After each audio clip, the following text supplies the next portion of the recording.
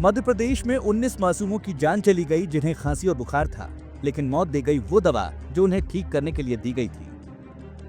कोल्ड्रिफ्ट नाम की cough syrup जिसमें जहरीले केमिकल मिले, 486 गुना अधिक डायथिलीन और एथिलीन ग्लाइकोल मिला, जो कारों के कूलेंट में इस्तेमाल होते हैं और इंसानों के लिए जहर है। दवा बनाने वाली श्वेसन फार्मास्यूटिकल कंपनी ने घटिया और नॉन फार्मास्यूटिकल ग्रेड का केमिकल बिना टेस्ट किए इस्तेमाल किया। कोल्ड्रिफ्ट सिरप बनाने वाली कंपनी की जांच में तमिलनाडु डीडीसी को 2-4 नहीं बल्कि 364 खामियां मिली हैं।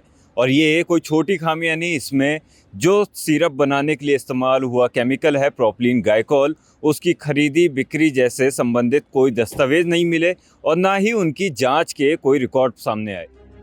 सिरप में इस्तेमाल हुआ केमिकल इतना जहरीला था कि 4 हाथी की जान ले सके, फिर ये तो मासूम बच्चे थे।